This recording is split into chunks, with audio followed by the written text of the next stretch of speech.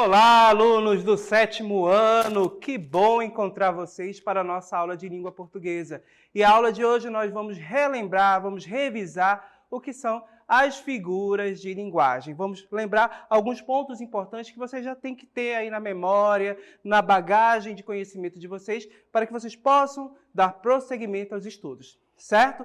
Vamos à primeira figura de linguagem? Lembrando que as figuras de linguagem, elas buscam trazer mais expressividade, certo? Voltando aqui comigo rapidinho. Vamos lembrar de dois conceitos importantes com relação à figura de linguagem. Nós temos na nossa língua denotação e conotação. A denotação é quando nós utilizamos as palavras da nossa língua no seu sentido real, com o seu sentido objetivo, aquele que está registrado em dicionário. Já a conotação vai procurar uma linguagem mais figurada. E as figuras de linguagem, elas estão muito relacionadas, elas se relacionam muito com a conotação, certo? Vamos à nossa primeira figura de linguagem, colocando aí na tela para vocês, olha só. Metáfora.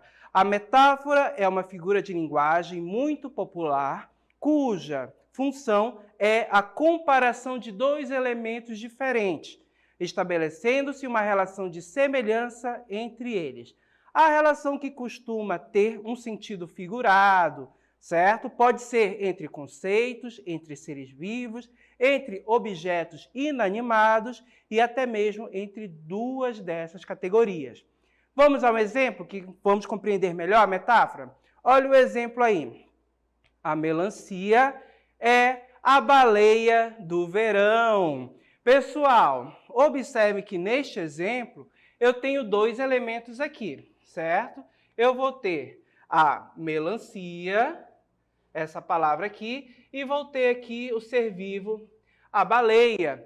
Observe que esses dois elementos foram aproximados, certo? Eles se estabeleceu uma relação aí de semelhança, de comparação entre esses elementos. E a imagem que nós temos aqui nos ajuda a entender essa metáfora. Percebam que a baleia é um ser vivo, um animal muito grande. E a melancia é uma fruta também muito grande. Então, observe que essa relação se estabeleceu por meio do tamanho destes dois elementos, tanto da fruta quanto do animal, certo? E aí a gente observa que até na nossa ilustração essa relação, né, da melancia fatiada no formato de uma baleia, e a gente consegue compreender bem essa metáfora. Então, a metáfora é exatamente quando você relaciona esses dois elementos, né, fazendo uma aproximação, trazendo um traço semelhante, né, uma comparação implícita, certo? Vamos à próxima figura de linguagem? A outra figura de linguagem que eu tenho para vocês é a comparação. Comparação é a figura de linguagem que se aproxima, olha aí, que aproxima dois elementos pela semelhança que apresentam, de modo que as características de um são atribuídas ao outro e faz uso de um termo comparativo. Quais são esses termos comparativos? Está destacado aqui para vocês, olha só. O como, tal qual, igual, certo? Então, esses são os termos comparativos. Temos outros, mas destaco apenas 3 aqui para vocês, ok? E esses termos comparativos, é muito importante que ele esteja expresso. Ou seja, tem que estar escrito, tem que ser falado na hora da comparação, para que você tenha realmente uma figura de linguagem chamada aí comparação. Para que a gente possa compreender bem, vem aqui comigo num exemplo. Olha só. O rio é como uma serpente no verde da floresta. Pessoal, temos dois elementos aqui que foram aproximados. Quais são esses elementos? O rio, certo? E serpente. Perceba que o rio é um elemento natural, da natureza. E a serpente é um ser vivo, um animal. E perceba que esses dois elementos são comparados, eles são aproximados. Olha o que o nosso enunciado diz. O rio é como uma serpente no verde da floresta. Observem a imagem aqui. Olha só o rio, que bonito. Percebam que o rio passa pela floresta e ele contorna. Observe que ele faz esses movimentos, não é, de acordo com o relevo de cada região em que o rio se encontra. E por fazer esses movimentos muitas vezes, observe que é um movimento semelhante a que uma serpente faz, certo? Então, por isso que ele é comparado a uma serpente, a uma cobra, certo? E outro ponto importante, temos uma comparação. Por quê? Nós temos aqui um elemento comparativo que foi escrito, que está expresso. Que elemento é esse? O como. Observe aqui, ó. Essa palavra aqui, o como, né, essa palavra como foi escrita, esse termo comparativo ele aparece aqui no nosso texto, ele é falado, então a figura de linguagem é comparação. A gente não pode confundir comparação com metáfora. O que vai diferenciar uma da outra? É exatamente o termo comparativo. Se tiver escrito algum termo comparativo, aí vamos ter uma comparação. Se não tiver, será uma metáfora. Para eu transformar esse enunciado aqui numa metáfora, utilizando aí a figura de linguagem metáfora, o que eu teria que fazer? Tirar o como, excluir. Como é que ficaria? Eu iria falar, o rio é uma serpente no verde da floresta. Observe que sem o como, a figura de linguagem que irá surgir aqui seria a metáfora, certo? Então, essa é a diferença entre metáfora e comparação. É exatamente a presença do termo comparativo. Se não tem o termo comparativo, eu vou ter metáfora. Se tem o termo comparativo, eu vou ter a figura de linguagem comparação. Ok? E lembrem sempre, as figuras de linguagem são utilizadas para tornar os nossos textos mais expressivos, certo? Trazer uma linguagem diferenciada, buscando mais expressividade. Ok? Vamos à próxima figura de linguagem, gosto bastante dessa. Observem aí. A hipérbole consiste no emprego de palavras que expressam uma ideia de exagero de forma intencional. Gente, exagero. Observem, essa é a palavra-chave, exagerar. A gente pode encontrar nos textos literários, nos poemas, até mesmo nas músicas, hipérboles. E nós utilizamos no nosso dia a dia muitas vezes essas hipérboles, para tornar aí a nossa mensagem mais expressiva. Olha um exemplo aqui que nós temos. Já lhe disse isso 1 milhão de vezes. Já ouviram essa expressão? Já lhe disse isso 1 milhão de vezes. Percebam, 1 milhão de vezes. Quem é o ser humano? Quem é a criatura que está aí do outro lado que consegue falar 1 milhão de vezes determinado assunto? Não é possível, certo? Então perceba que aqui nós temos um exagero, minha gente. Ou seja, nós temos a figura de linguagem chamada hipérbole. Outro exemplo, vamos lá. Nesse exemplo aqui nós temos, quando o filme começou, voei para casa. Vai começar aquele filme que você gosta, né? Vai passar lá na TV, está na hora da sua novela, começou, o que você faz? Voa para casa. Mas você voou literalmente? Você alçou o voo pela cidade até chegar na sua casa? Não. O que você fez aqui? Um exagero, isso é uma hipérbole, gente. Ou seja, ninguém consegue sair voando para casa. O que eu quis expressar aqui? Que eu fui muito rápido, né? Que eu corri, que eu fui para casa com muita pressa. Então percebo que aqui nós temos uma hipérbole. Quando começou o filme, voei para casa. Ou seja, fui rápido, né? Queria muito assistir, então fui muito rápido para casa. Então percebo que com essa hipérbole, o nosso texto aqui ficou mais expressivo. Vamos adiante? Outra figura de linguagem. Eufemismo. Então, pessoal, eufemismo é uma figura de linguagem que busca suavizar uma expressão por meio do uso de termos mais agradáveis, não é? Então, quando você tira um termo que pode soar pejorativo, um termo que pode ser estranho, né, que não é agradável, e utiliza um mais agradável, certo? Olha o exemplo aí. O homem ficou rico por meios ilícitos. Olha aí. O homem ficou rico por meios ilícitos. Pessoal, observe que eu tenho destacado aí já em verde para vocês a palavra, o enunciado meios ilícitos, certo? E o que isso significa? Observem que a expressão por meios ilícitos, não é? Está substituindo aí um verbo, uma outra palavra. Que verbo é esse? O verbo roubar. Então perceba que roubar poderia soar aí um tanto desagradável, né? Seria um tom desagradável, então você procura aí utilizar um outro termo, ó, meios ilícitos, certo? E as hipérboles não, eufemismos, certo? Os eufemismos são exatamente essa suavização, quando você procura tornar um termo, trocar um enunciado, um termo por outro, para tornar a mensagem mais suave, mais branda. Né? Como você, por exemplo, for dar uma notícia de morte, você não vai diretamente falar, né? Ah, fulano morreu.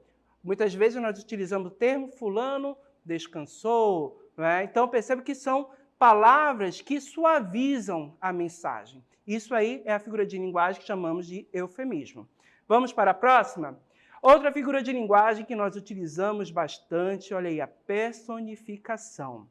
A personificação, também chamada de prosopopeia, que nome bonito, se tiverem aí futuramente um filho, podem dar esse nome para a criança, prosopopeia, olha que beleza, vou dar esse nome aí para minha filha.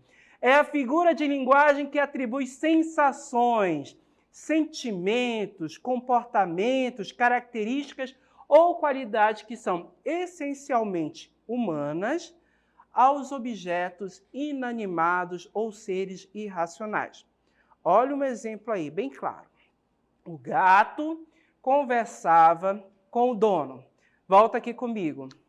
Alguém aqui conversa com o seu gato, ou com o seu cachorro, ou seu animalzinho de estimação, certo? Alguém aqui bate um papo todo dia com esse ser, faz um café, senta e vai tomar um café junto com o seu gato, com o seu cachorro, e troca aquela ideia, aquela conversa, né? E o animalzinho dá altos conselhos, conversa, fala com você, certo? Falando no sentido real, minha gente, alguém faz isso? Ou seja, um animal é capaz de fazer isso? Não. Percebam que o animalzinho lá, o seu gatinho, o seu cachorro, eles não falam.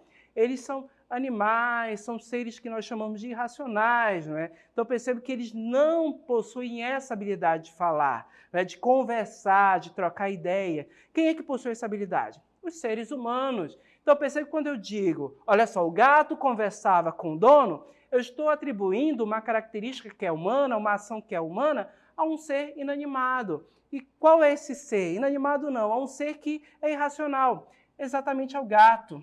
Então, eu personifiquei esse gato. Eu atribuí uma ação que essa ação é de pessoas a esse gato. Então, isso se chama personificação. Quando eu tenho alguma ação humana, alguma característica que é própria do ser humano e eu atribuo a outro ser. A um gato ou a outros seres como pedra, né? Um objeto aí, um ser não vivo. Então, eu percebo que quando eu faço isso, eu estou utilizando personificação ou prosopopeia. Ok? Próxima figura de linguagem, ironia. Olha aí, ironia é uma figura de linguagem que se caracteriza pelo uso de expressões que remetem a um sentido oposto, né? Oposto do que eu quis afirmar, de maneira proposital do que eu quis dizer, certo? Vamos entender melhor? Olha esse exemplo aí. Sempre delicada, derruba tudo que encontra pelo caminho. Pessoal, observem esse enunciado. Eu tenho aqui a palavra delicada. Essa palavra delicada aqui é atribuída geralmente para pessoas que são muito cuidadosas, né? Que têm um zelo muito grande com as coisas, com os objetos. Mas observe o enunciado que vem depois dessa vírgula, depois da palavra delicada.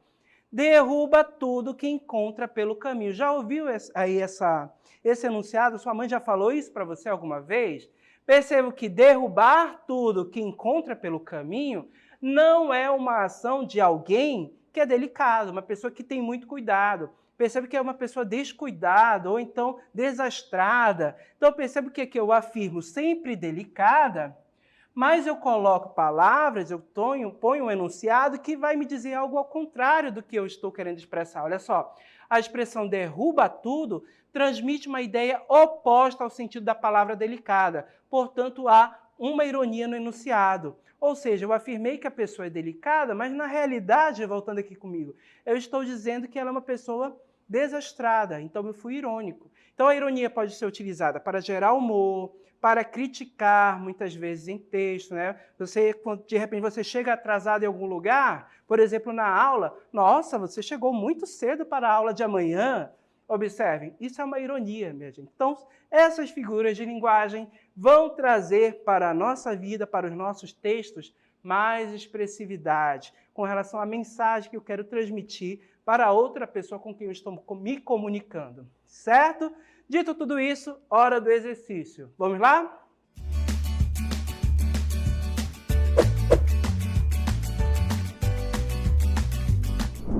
Muito bem, minha gente, hora do exercício. Então, nós temos aí um poema.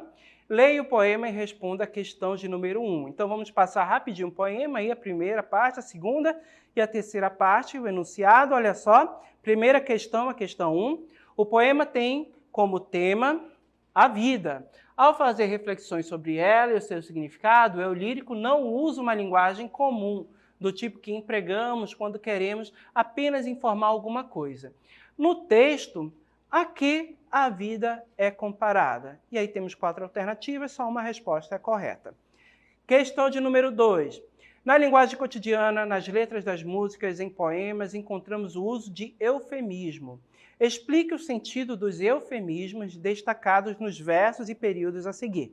Letra A. Os anjos levaram minha mãe pelas mãos. Letra B. 3 homens entraram repentinamente no mercado e se apoderaram do dinheiro. O que será que eu quis dizer com esses enunciados? Opa!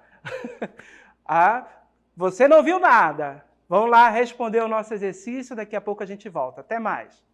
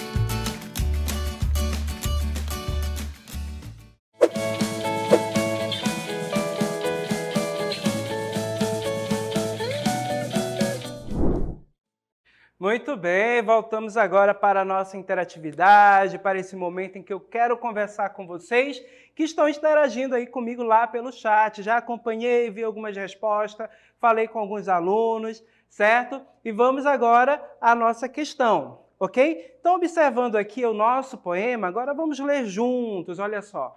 Inscrição para uma lareira. A vida é um incêndio, nela dançamos salamandras mágicas. Que importa restar em cinzas se a chama foi bela e alta?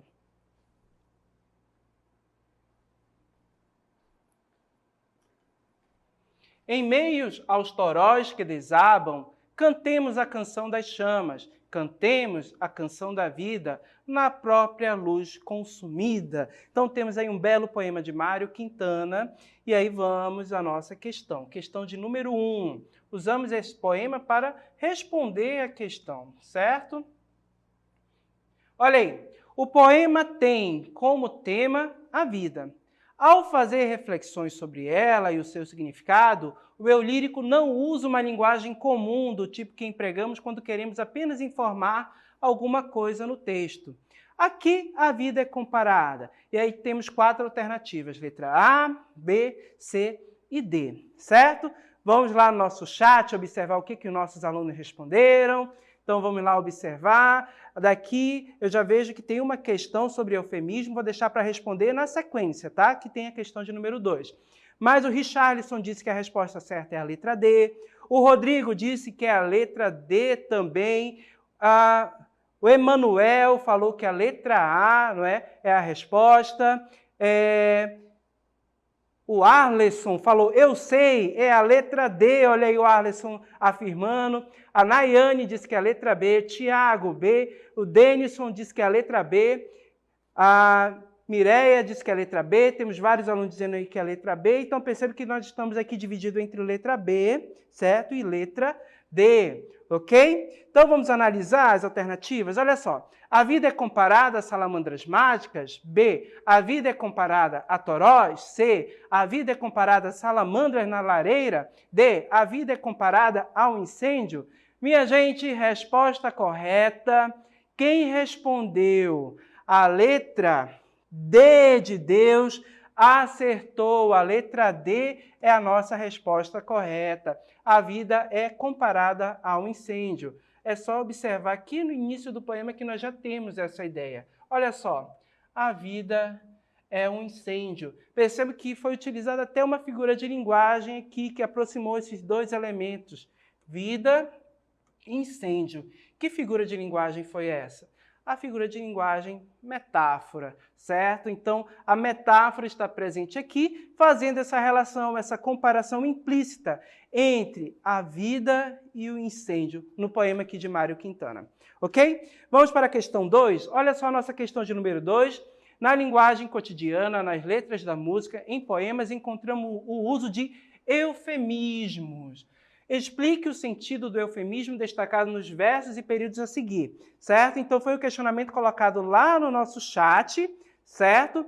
E o eufemismo, minha gente, voltando aqui comigo, explicando mais uma vez, é quando eu suavizo uma expressão que pode soar negativamente, certo? Então, de repente, aquele menino, vamos dizer que é um menino muito danado, um menino que não obedece, né? Um menino mal criado, e você utiliza, ele é um menino muito difícil, olha aí. Então perceba que eu utilizei o meu eufemismo, né? No lugar de falar de mal criado, danado. Então perceba que eu utilizo expressões que vão suavizar a minha mensagem, né? Por exemplo, quando eu quero dizer que uma pessoa foi despedida, né? Que ela perdeu o emprego. Ah, fulano foi desligado da empresa. Olha aí, eu procurei suavizar essa informação. O fulano não faz mais parte da equipe. Perceba que essa expressão, não faz mais parte da equipe, é uma forma de suavizar essa mensagem, falar, você está despedido, você não faz mais parte da nossa equipe. Então, perceba que são eufemismos que eu procuro utilizar para suavizar a mensagem. E aí vamos, claro, à nossa questão 2. Aqui na letra A, olha só. Os anjos levaram a minha mãe pelas mãos, né? Os anjos levaram minha mãe pelas mãos. Então perceba que isso daí é de uma música, esse verso. E quando ele fala, os anjos levaram minha mãe pelas mãos, percebam, os anjos, seres celestiais, aqueles que vivem lá no céu, né? Levaram minha mãe. Se foram os anjos que levaram, então levaram ela para o céu, para o outro plano. O que significa isso? Que, infelizmente, aqui nesse enunciado, a mãe morreu, perdeu a vida. Então, percebo que quando eu utilizo os anjos levaram minha mãe pelas mãos, eu utilizo no lugar da palavra morte, certo? O enunciado da letra B. 3 homens entraram repentinamente no mercado e se apoderaram do dinheiro. Se apoderaram do dinheiro. Perceba que este enunciado aí, se apoderar, está no lugar da palavra roubar, certo? Os 3 homens entraram repentinamente no mercado e roubaram. Perceba que essa é uma expressão muito forte. Então, se utilizou aí um termo para suavizar. Tirou-se a palavra roubar e colocaram se apoderaram do dinheiro, certo? Então, esse foi o nosso eufemismo aqui nesses enunciados. Agradeço a participação de todos no chat, quero ver vocês participando cada vez mais, tá bom? Então, meus queridos alunos do 8º ano, até a próxima. Tchau!